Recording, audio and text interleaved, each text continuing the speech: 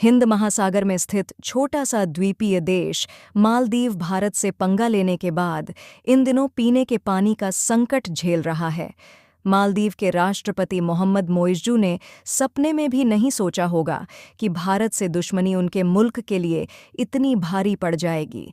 हालत ये है कि चारों तरफ से पानी से घिरा होने के बावजूद मालदीव एक एक बूंद पीने के पानी के लिए तरस रहा है।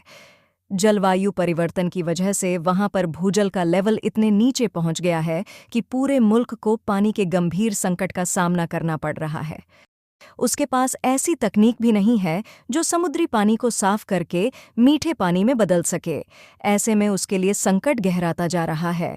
मोइज़्ज़ू को जब इस संकट से निकलने का कोई रास्ता नहीं सूझा तो उसने चीन के आगे गिड़गिड़ाकर वहां से 1500 टन पीने का पानी अपने देश में मंगवाया है। उसने चीन से पेयजल उपलब्ध कराने की 3 बार गुहार लगाई है। तब जाकर चीन ने तिब्बत से 1500 टन पीने का पानी भेजा है। अब सवाल यह उठता है कि करीब 4000 किलोमीटर दूर चीन से पानी मंगाने के बजाय मालदीव ने परंपरागत मित्र रहे भारत से मदद क्यों नहीं मांगी, जिसकी मालदीव से दूरी महज 300 किलोमीटर है। क्योंकि इससे पहले भी जब मालदीव पर जल संकट उत्पन्न हुआ था तब सबसे पहले मदद के लिए भारत ही वहां पहुंचा था। दिसंबर 2014 में जब राजधानी माले के सीवरेज कंपनी परिसर में भीषण आग लगने से मालदीव में गंभीर जल संकट पैदा हो गया था तो भारत ने ऑन ऑपरेशन नीर चलाया था। इसके तहत भारतीय वायुसेना के विमानों ने इमरजेंसी हेल्प के रूप में तुरंत 375 टन पीने का पानी माले पहुंचाया था। जबकि बाद में भारतीय नौसेना के 2 जहाज़ों आईएनएस दीपक और आईएनएस सुकन्या के जरिए वहां पर 2000 टन पानी और पहुंचाया गया। इससे मालदीव के लोगों को अपना जीवन चलाने में बहुत मदद मिली। लेकिन अब दोनों देशों के बीच रिश्ते में बहुत कटुता आ गई है। अब ये रिश्ते इतने मधुर और सौहार्दपूर्ण नहीं रह गए हैं। दरअसल दोनों देशों के बीच विवाद तब शुरू हुआ जब मालदीव के 3 उप मंत्रियों ने भारतीय प्रधानमंत्री नरेंद्र मोदी की लक्षद्वीप यात्रा के बाद भारत और प्रधानमंत्री के बारे में अपमानजनक टिप्पणियां कीं। उन्होंने भारतीय प्रधानमंत्री की यात्रा की आलोचना करते हुए आरोप लगाया कि इसका उद्देश्य मालदीव के पर्यटन के लिए चुनौती पैदा करना है।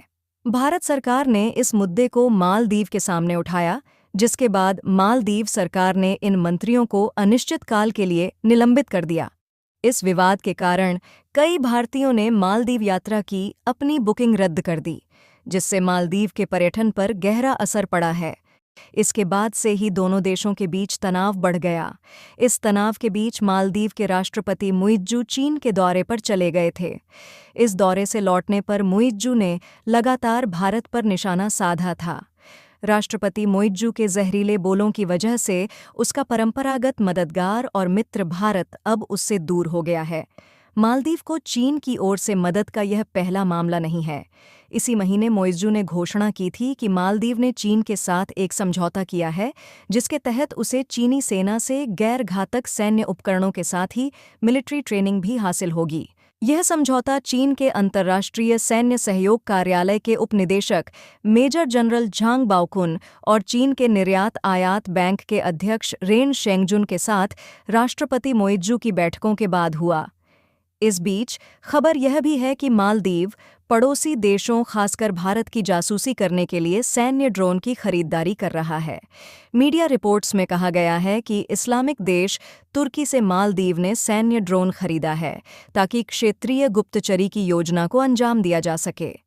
मालदीव की यह हरकत ठीक चीन के ढर्रे पर है, जिसके साथ मालदीव की नई मोइज़्ज़ू सरकार इन दिनों नज़दीकियां बढ़ाती दिख रही है।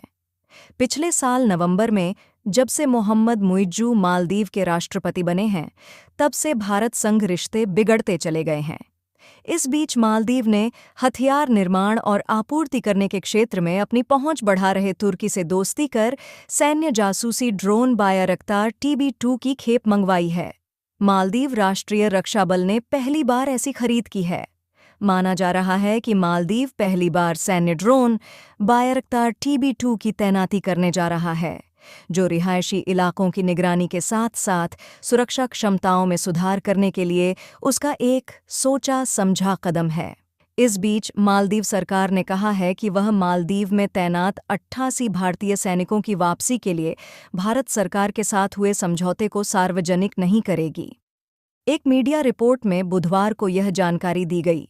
मालदीव में तैनात लगभग 25 भारतीय सैनिकों का पहला जत्था भारत लौट आया, जो उपहार में दिए गए हेलीकॉप्टर का संचालन कर रहा था। दोनों पक्षों के बीच 2 फरवरी को नई दिल्ली में एक उच्च स्तरीय बैठक के बाद मालदीव के विदेश मंत्रालय ने कहा कि भारत 10 मई तक मालदीव में 3 विमान प्लेटफॉर्म का संचालन करने वाले अपने सैनिकों को बुला लेगा। अब देखना यह है कि आर्थिक तंगी और जल संकट से जूझ रहे मालदीव को कब अक्ल आती है। वह चीन जैसे धूर्त देश पर विश्वास करके अपने हालात और बिगाड़ेगा या भारत जैसे मददगार देश के साथ आगे बढ़ेगा। आज के वीडियो में बस इतना ही। यदि आपको वीडियो पसंद आया हो तो इसे लाइक कीजिए और हमारे चैनल को सब्सक्राइब कीजिए। धन्यवाद।